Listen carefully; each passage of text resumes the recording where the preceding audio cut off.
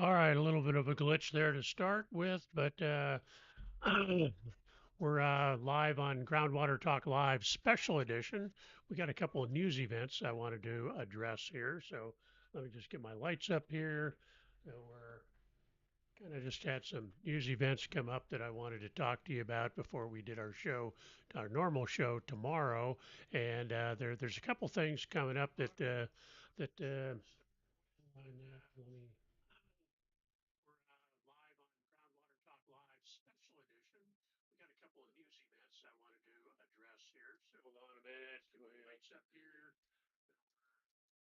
I just had some news events come up that I wanted to talk to you about before we did our show, our normal show tomorrow. And there's some things coming up that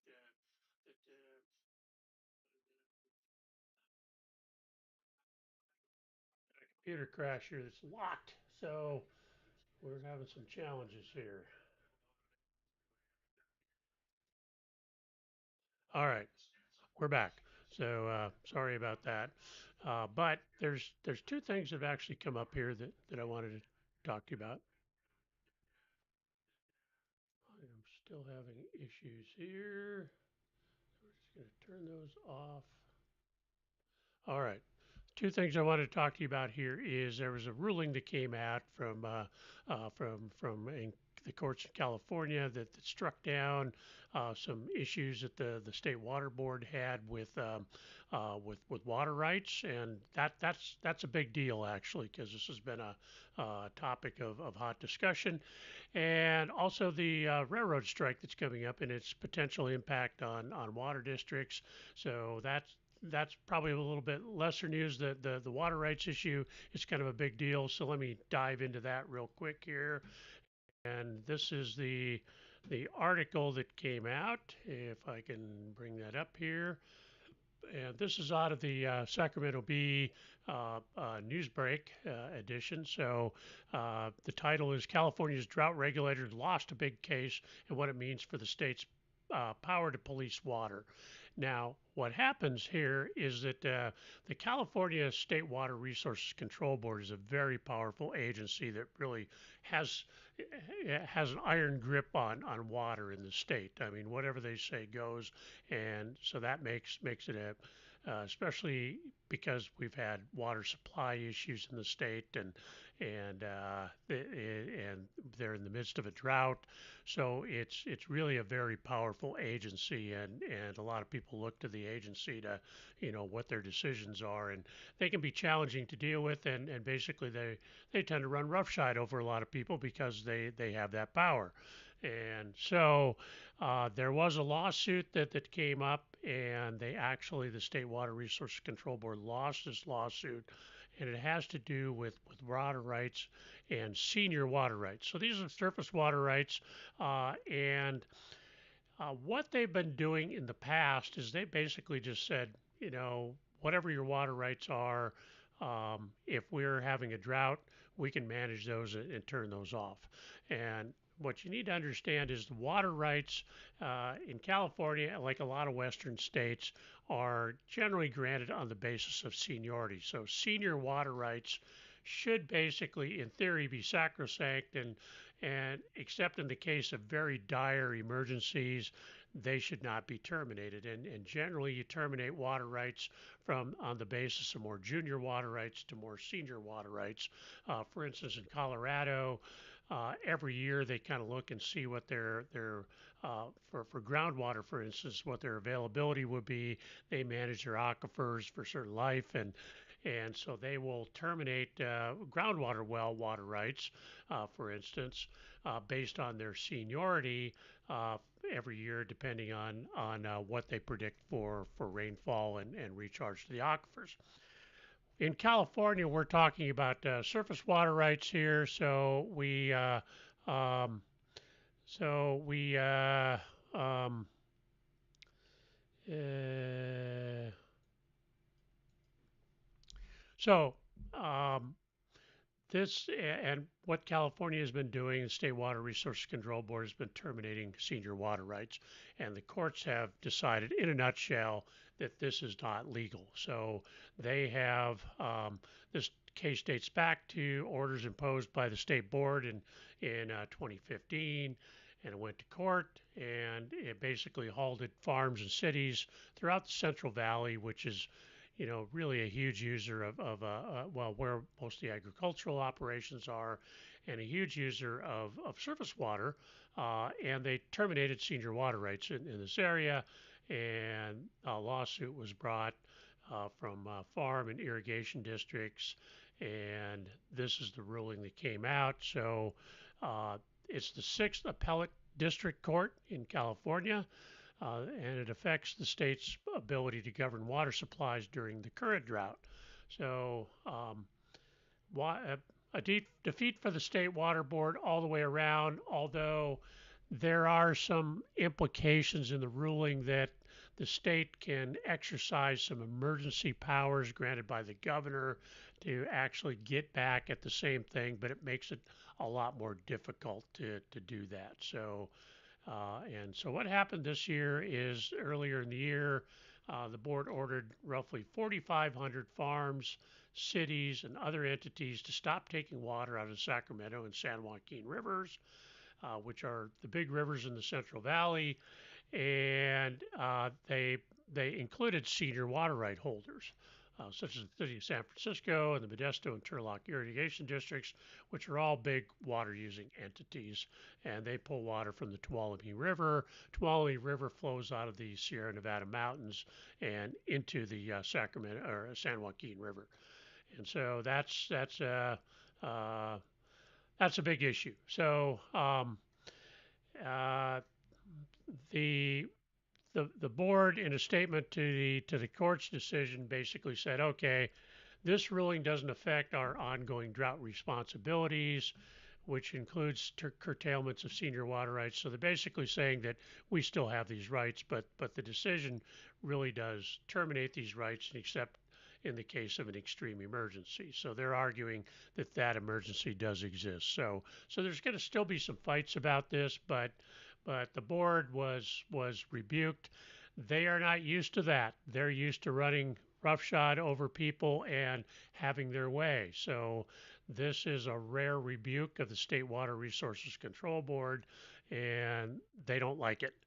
So they're going to fight this, but but it is important. So, and really, when you look at it, you can say, okay, we do have a drought, and we got to be concerned about that.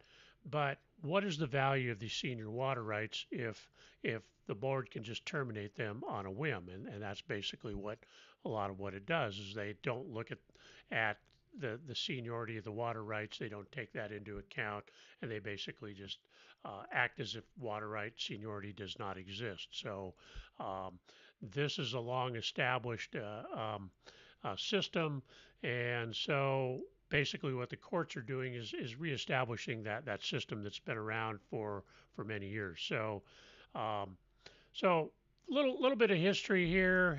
The key date here is 1914, when the California Water Commission Act took effect, and the precursor to the State Water Board was established.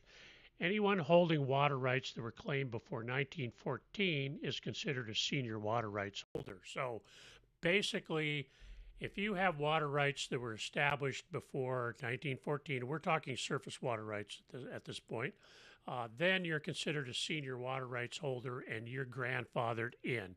You are technically not subject to anything that came after 1914, which was the California Water Commission and the State Water Resources Control Board, which succeeded the California Water Commission. So the water board picked a fight last time around and going after the senior water rights holder, and it's once again fish versus people. So they said they were protecting the fish to ensure that the rivers don't run dry, and so they're terminating senior water rights in that regard, and so they're basically redefining their legal authority and upsetting the long established system of water rights and especially senior water rights. So what they're saying here is that The opinion unnecessarily interprets the water board's authorities narrowly, which hampers statewide progress towards a sensible system that would benefit all water users. But if we're not going to obey the letter of the law, if the water board is above the law, which a lot of times they think they are, then uh, then what is the point of even having the laws? You could just have a dictatorship, and in a lot of senses, the water board does act as a dictatorship, as a lot of people will tell you. So this puts some constraints on the water board. I am not opposed to that. I understand the ability to manage water because California has mismanaged their water. And they tend to prioritize fish over people and agriculture. Those need to balance out. Not that I'm saying you let all the fish die, but when that takes precedence over drinking water for people, then we definitely have some some issues here. The court ruling also doesn't cover the state board authority over the most significant water users in the state. The federal government's Central Valley Project and the State Water Project, which is run by the state. That's a series of dams and canals that run basically throughout the Central Valley, the Bay Area, and they bring water to urban Southern California. So these were done in the 40s and 50s, I believe, but they were built after the senior water rights date of 1914. So really, this ruling represents a victory for the 9 irrigation districts centered around the Delta area, which is the San Francisco Bay Area, and a lot of agriculture in that area. Um, so this is good news for them, and I think overall it's good. I believe the state water board is going to continue to fight this battle, and they're going to claim emergency powers and try to ignore this ruling when they can.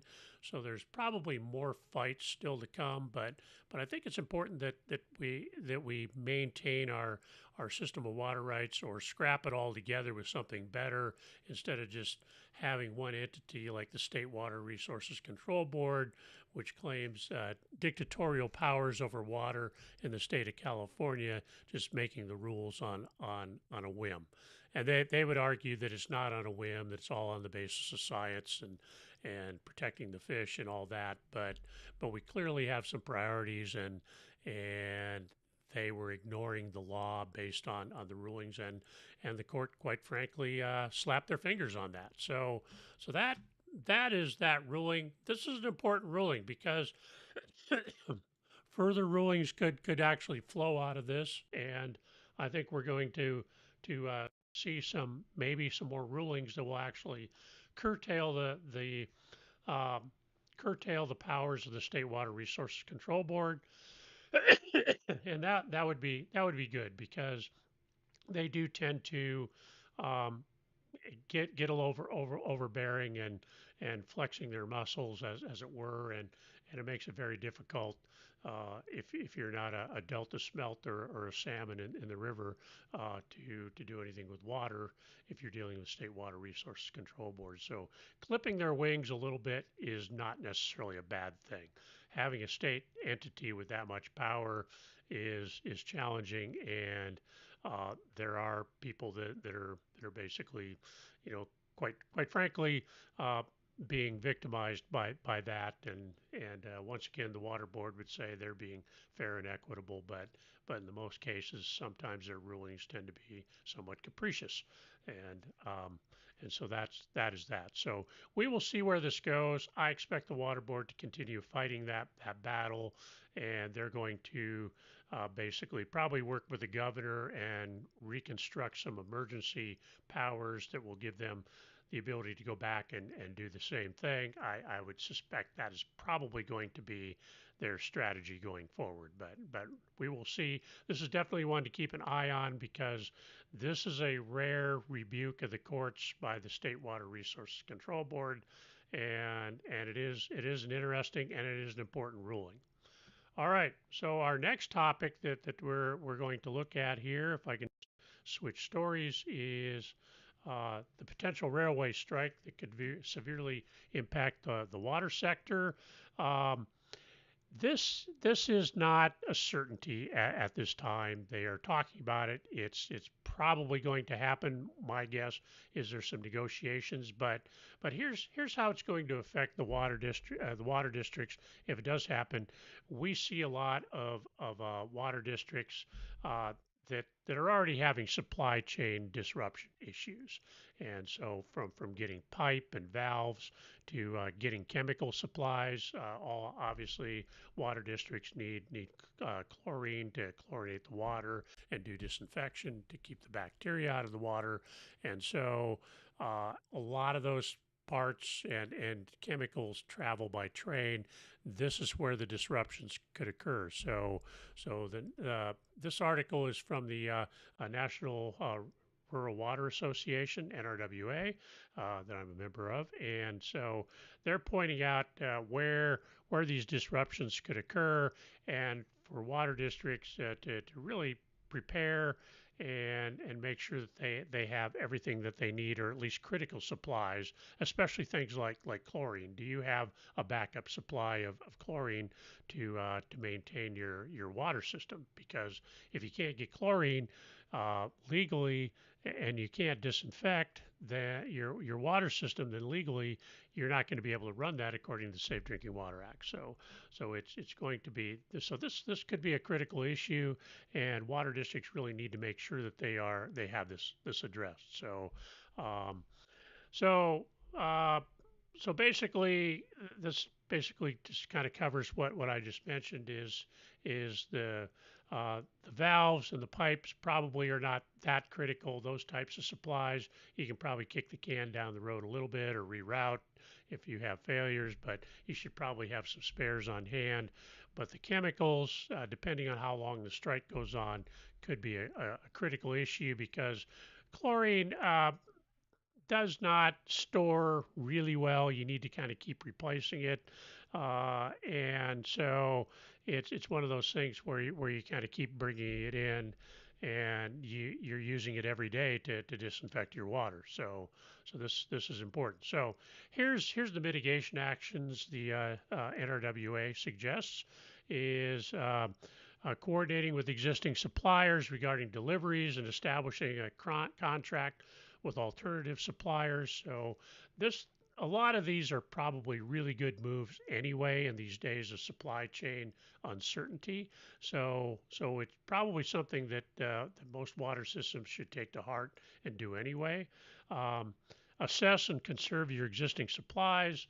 In the case of chlorine, conserving may not always be an option because most people are using what they need and no more. So that's probably when it comes to the chemicals for disinfection, that's probably not a real option out there. But you certainly need to assess what supplies you have on hand and what you're going to need to order and try to make sure that you have enough stockpiled. So work with mutual aid and assistance contacts such as the state WARN system, uh, because if you do run out of chlorine and you can't disinfect, then what's going to happen to your water system? So um, it may be that you're basically just putting everybody on a boil water order and continuing to operate the system, but everybody's on a boil water order. Not ideal. Everybody hates boil water orders, but it may be the only answer if you run out of disinfection chemicals. Um, Consulting the state primacy agency to discuss steps that can be taken to address any supply shortages and continue services. That would be a backup plan that you'd have, and you want to work with your state agency that oversees water systems in order to make sure that you have a backup plan. If you need to look at a boil water order as your contingency plan, you darn well better make sure that you know that your regulatory agency understands that may be what happens. So, and then communicating potential impacts to treatment operations to the potential impacts to treatment operations to the public. So say, look, um, we're doing everything we can, but a boil water advisory may be necessary. Be watching out for that and give them a heads up. So um, The EPA actually has a guide, supply chain resilience guide for water and wastewater utilities. Actually, a pretty good little guide there. So for small water systems, it's probably worthwhile looking at that. Um, and anyway, that's the story. So it's a heads up for water systems to really look at these mitigation actions. And like I say, a lot of these should probably have been undertaken anyway. You always want to make sure that you prepare for emergencies and have backup plans. So this is just a good idea. I understand that chlorine is not always something you can keep in great abundance. So that's something that something you need to look at. Okay, that is my special edition of Groundwater Talk Live to talk about these two breaking news events.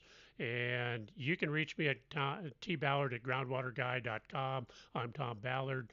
We'll have the regular show tomorrow where we're going to talk about security vulnerability assessments for water systems.